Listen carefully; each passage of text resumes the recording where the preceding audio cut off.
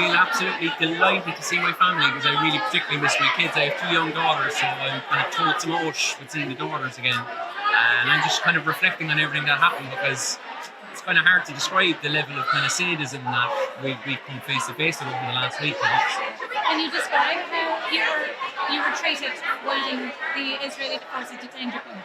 I mean, like, just to give you a snapshot of it, like, we're incarcerated, we're kidnapped in international waters, first of all. We've no business in Israel, we're travelling to Gaza. I think Ireland recognises Palestine, Gaza's part of Palestine, so we committed no crime. I haven't been prosecuted with anything, I haven't signed any documents.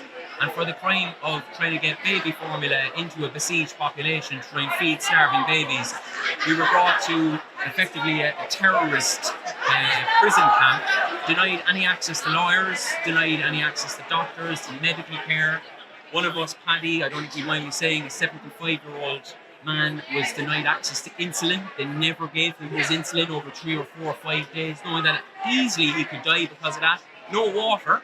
We were drinking toilet water for 3 or 4 days. Personally, my cell, I don't know about other cells, I never got any yard time. I never saw the sun unless I was brought to this sham court with a judge. Just the most inhumanity I've ever seen in my life. SWAT teams come to the room every now and then to do bogus counts, dogs brought into the room to intimidate us, guns put in our faces constantly. Do you know what? I didn't think that white people, people of privilege, people with my type of passport would be subjected to that treatment. I know they're utterly sadistic towards Palestinians, but to see them treat Irish people, and you can see here, most of the Irish delegation are women and they're a little bit older. I just cannot countenance how our government has any diplomatic relations whatsoever with a state that would kidnap humanitarians in international water, bring them to a torture camp for a week and then spit them back out, knowing that they'll probably get away with it. I wonder with Iran and Russia, if they did that to Irish citizens, what would happen? Do you feel that you were tortured?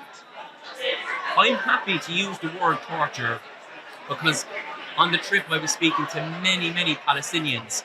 I used the word torture with an asterisk because whatever we went through is a millionth of what Palestinians go through.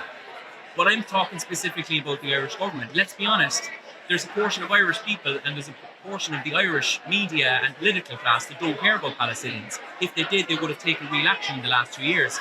So I'm just using my privilege to reach out to fellow Irish people who might be engaged in Palestine and say, are you okay with humanitarians like Paddy, 75 years of age, being kidnapped in international waters and being sleep deprived, denied medicine, access to a lawyer, no contact with the outside world?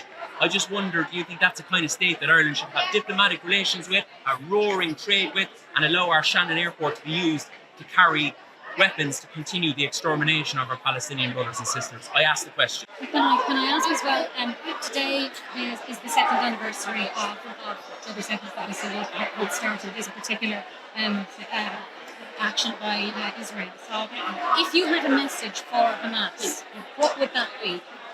I think, with the greatest respect, it's an irrelevant question.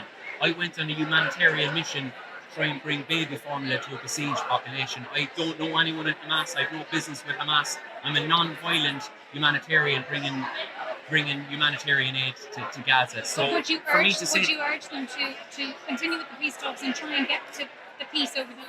If they so choose. I mean, it's the Palestinians at the end of the day that are going through an absolutely brutal live stream genocide at the moment. So I think it would be inappropriate for me to tell any Palestinian faction during their own genocide what they should or should not do. But I would definitely tell the Irish government and the Irish media class that they should stop two-siding a genocide, because that has led to the point where, because of the inaction of our political and media class, in my opinion, civilians like myself, like Paddy, have had to risk our own lives to try and bring baby formula, which by the way is upholding international law. It's our Western leaders who have abandoned international law. That's why I had to risk my life and maybe get killed, because the political class are not doing their job.